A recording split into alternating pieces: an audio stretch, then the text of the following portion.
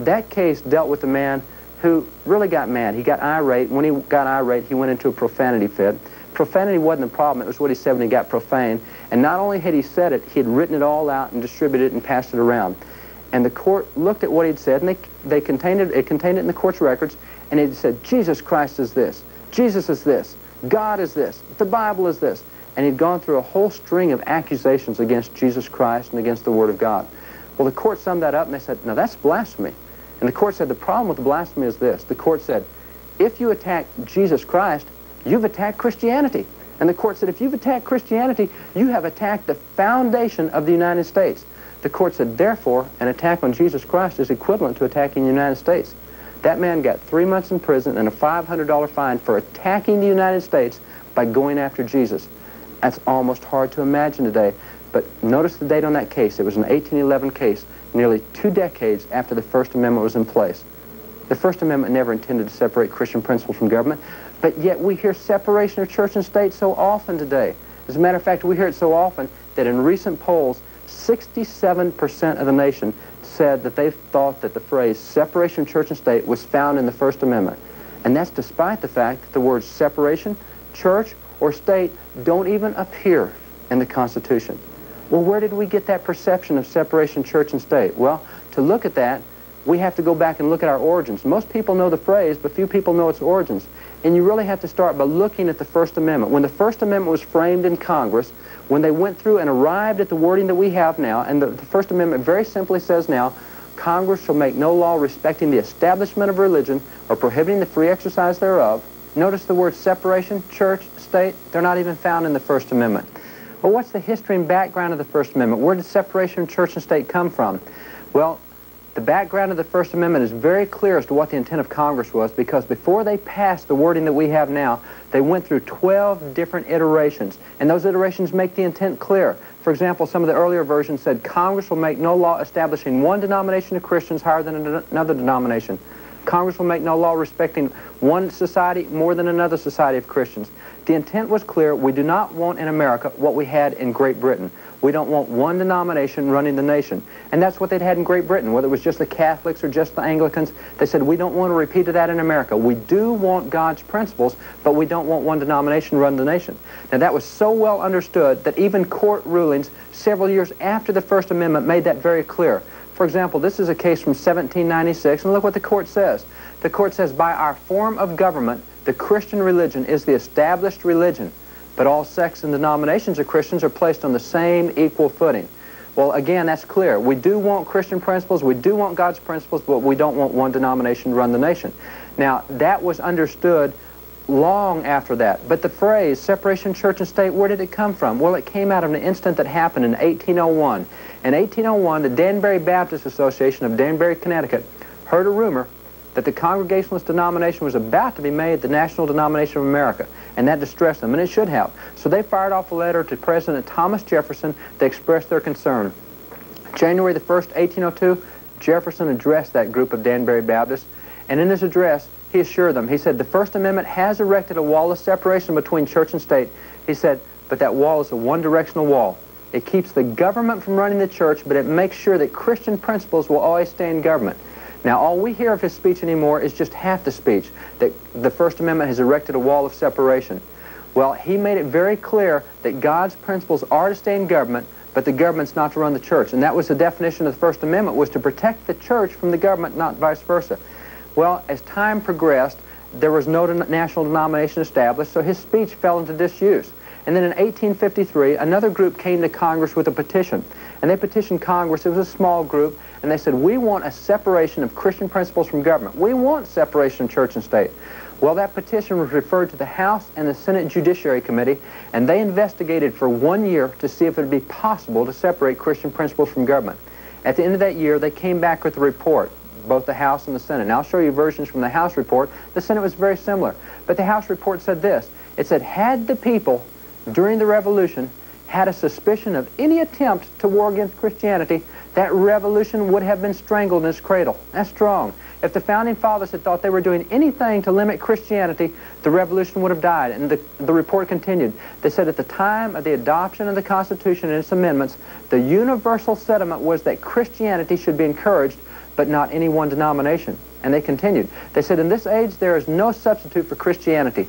That was the religion of the founders of the Republic, and they expected it to remain the religion of their descendants.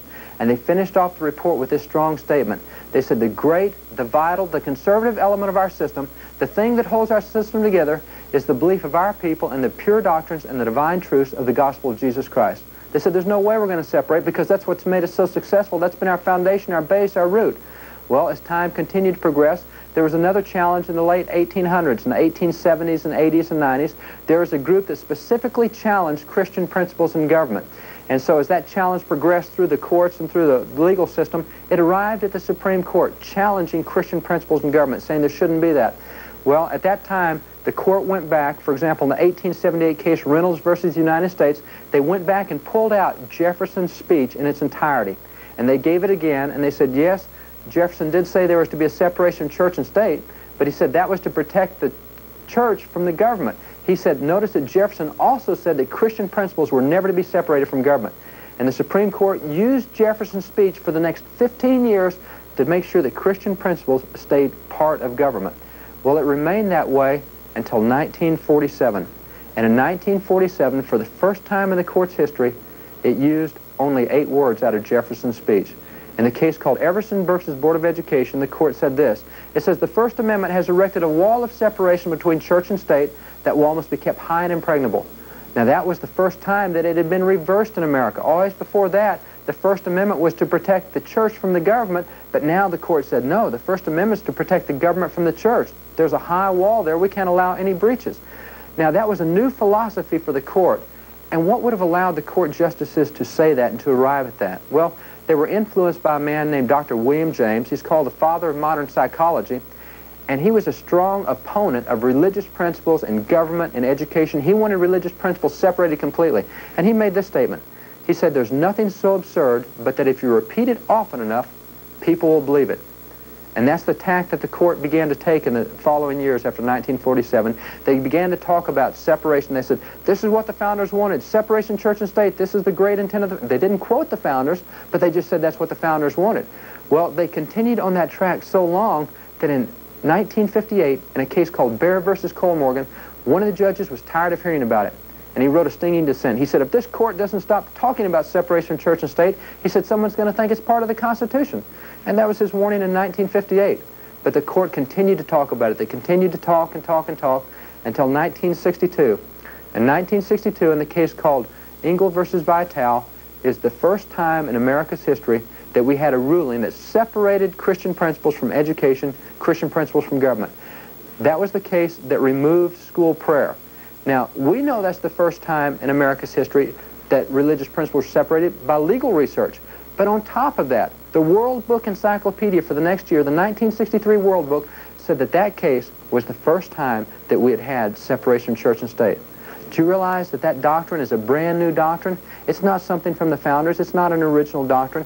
That's something that even outside observers know started just in recent years. But yet look how much we've lost in those recent years under that brand new doctrine. Now, that case that removed school prayer, it was interesting in a number of aspects. One was, you remember I told you that 1892 case used 87 precedents to say that this is a Christian nation and the teachings of Christ have to be in everything we do?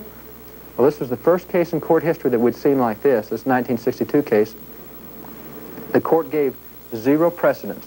It quoted 0 previous legal cases. It gave 0 historical instance. It simply made an announcement. It said, we'll not have prayer in schools anymore. That violates the Constitution.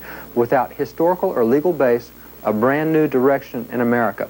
Well, within a 12-month period of time, by June the 17th of 1963, in 2 more cases called Abington Shemp and Murray Curlett, the court had completely removed prayer, Bible reading, religious classes, religious instruction, and that was a radical change. For example, to show you how radical it had been, how recent it was, this is a book from 1946, and it says Bible study courses of the New Testament for Dallas high schools. You look on the inside, and it says that it's authorized by the Board of Education April the 23rd, 1946. It's printed in the Dallas Public Schools print shop, and as you get into the introduction, you find that this is a course for graduation from Dallas high schools. Well, it wasn't a bland course on the New Testament. Notice some of these. This is the first lesson. Lesson 1 says, the pre-existence of Christ. Where was Christ before he was born on earth? What titles does John apply to Christ in this chapter? For what purpose was John sent by God? The Annunciation, birth, and infancy of Jesus. Name 5 things the angel told Mary concerning her child Jesus. What does the word Jesus mean? How did the angel explain the miraculous births of John and Jesus? And run through the lessons. And at the end of lesson 1, there's some memory work. Memorize the pre-existence of Christ. In the beginning was the Word, and the Word is with God, and the Word was God. All things were made by Him, and without Him was not anything made that was made. And right on through. Now, that was in 1946. So what happened in 1962 and 63 was a radical reversal of everything that we'd had prior to that point. Now, that 1963 case, the Abington Shemp case, is the one that removed Bible reading out of schools. And if you think back just over the brief survey that we've done here, you recall that 94% of the quotes of the founders were based on the Bible. You recall the early textbooks quoted the Bible, used it as part of the alphabet. You even recall earlier legal cases we've looked at where the court said you couldn't have a school that didn't teach Christianity in the Bible. How in the world can the court justify in this 1963 case removing the Bible out of schools? Well, the court never makes a decision without explaining its decision, and you can go to a law library and check out the text of the case and read it, just like you would in a book in a regular library. And this is what you'll find in that 1963 case, Abington Shemp. This is the court's explanation of why the Bible had to come out of schools. The court said that if portions of the New Testament were read without explanation, they could been and had been psychologically harmful to the child. And that's quite a statement. The Bible has to come out of schools because it causes psychological damage for children. That's a brand new statement. Again, this was another case without historical base, without legal base. It said no more Bible reading in schools. That causes psychological damage for the students. Well, the whole controversy has started over this little prayer. This little prayer is a 22-word prayer that led to the removal of all prayers across America. This was the prayer of the Engel Vital case, and it very simply says, Almighty God, we acknowledge our dependence upon Thee, and we beg Thy blessings over us, our parents, our teachers, and our country. Now that prayer only acknowledges God, doesn't even contain the word Jesus in it, and that prayer was so bland that 8 years later, when the court was talking about that prayer, the court said that that prayer was a to whom it may concern prayer. I mean, that's bland. If somebody's up there, if you happen to be listening, I think we're praying. That type of prayer, even described by the court. Well, that little bland prayer was interesting for a number of reasons. It acknowledged God. One time, it was declared unconstitutional. Do you realize the Declaration of Independence talks about God 4 times? And this prayer that just mentions God once is unconstitutional? And furthermore, this prayer merely acknowledged God, and the court went so far as to find out what percentage of the nation did believe in God. And in the 1963 case, Abington Shemp, the court said in that case, they said at that time only 3% of the nation professed no belief in religion, no belief in God. 97% of the nation believed in God. That prayer was consistent with the beliefs of 97%, but the court took another first.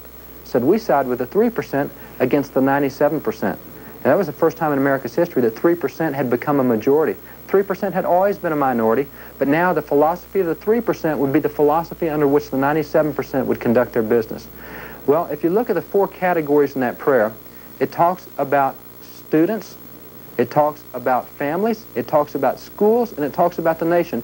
And in all 4 of those categories, we have numbers of Supreme Court cases where the Supreme Court used to rule in all 4 of those areas using biblical principles following God's guideline. For example, in that area dealing with families, we have a recent case from 1941 that dealt with divorce. And in that case, the court said, now, in America, we only allow divorce for 6 reasons. And they said the reason we only allow 6 reasons is because the Bible only allows 6 reasons. And the court explained. They said, you have to understand, we didn't make the family, God did. Therefore, we don't have a right to regulate something we didn't make. We simply take God's rules and apply that to the family the same way God did. And the court then went into a Bible lesson.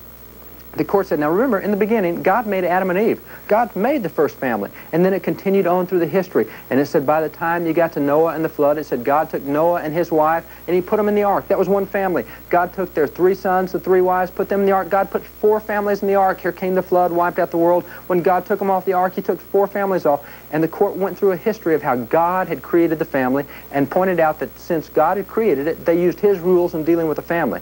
But now we arrive at 1962-63, and the court says, no, no, no, we're not going to use those rules anymore. They cause psychological damage. So we want to see if that made any difference. Does it make a difference to stop ruling by God's principles, to stop conducting life by God's principles? Well, let's look at each of those 4 categories. Let's start with students. What happened to students when we removed religious principles? Well, this statement by George Washington is really good. Washington says, reason and experience both forbid us to expect that we can maintain national morality and exclusion of religious principle. He says if you take away religious principle, you're going to lose national morality. Well, did that happen? Well, remember that in 1962, the court took out prayer. In 1963, it took out Bible reading. The court continued step by step by step. In 1965, in a case called Reed versus Van Hoven, the court said, now, it's okay for students to pray over their lunch at school. No problem praying over their lunch as long as no one knows they're praying. They can't say any words, they can't move their lips, but they can pray if nobody knows about it. 1967, in a case called DeKalb versus Spain, the court took a 4-line nursery rhyme used by a K-5 kindergarten class, and the court said that's an unconstitutional nursery rhyme.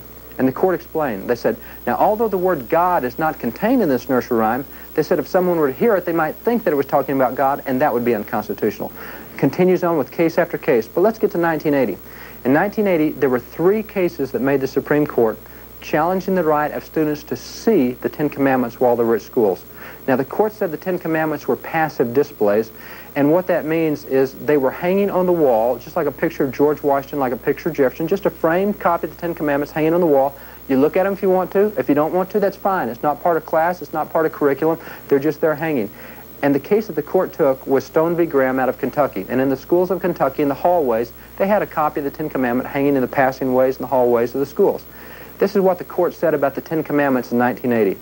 The court said if the posted copies of the Ten Commandments are to have any effect at all, it will be to induce the school children to read them.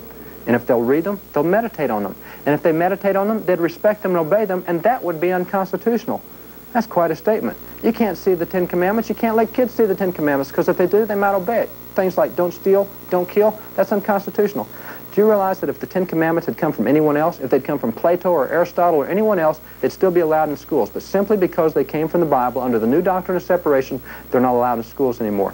Well, when the court says something is unconstitutional, what they're saying is our founding fathers would have opposed this. They would not have wanted this. It's unconstitutional because they would not have wanted it. Look at what James Madison said. Now, James Madison is the chief architect of the Constitution. He is the single man most responsible for what we have in the Constitution. And look what he said about the Ten Commandments. He said, we've staked the whole future of American civilization, he said, not on the power of government, far from it. He said, the future of America is not in this new document, it's not in the Constitution. He said, we've staked the future of all of our political institutions upon the capacity of each and every one of us to govern ourselves according to the Ten Commandments of God. Madison, the man most responsible for the Constitution, says the future of America is not in the Constitution, it's in obeying the laws of God. If we don't obey something as simple as the Ten Commandments, the Constitution's not going to work. Well, back to what Washington said. Washington said if you remove religious principle, you're going to lose national morality. Was that really right? Well, look at this chart. This shows teenage pregnancies for girls in school. Notice where teenage pregnancies had been for years. Notice the removal of religious principles. Notice the loss of national morality. Now, that chart shows girls 15 through 19 years old, and for girls 10 through 14 years old, teenage pregnancies have increased 553% in America. You go to another chart, and that chart is sexually transmitted diseases among students. And look what's happened to students. You see where sexually transmitted diseases have been? You see the removal of religious principles. You see the loss of national morality, how it just shoots through the top. Let's go to the next category over which we'd acknowledge God, that of our families, that of our parents. What happened when we stopped using God's laws in dealing with families? Well, let's look at divorce. Each one of these gray blocks represents 3 years, so I backed up 15 years to show you what had been happening in America. For 15 consecutive years, divorce had been declining in America. And then in 1963, we say, no more. We're not going to use God's standards to deal with families. And between 1963 and 1983, the number of divorces in America tripled every year starting in 1963.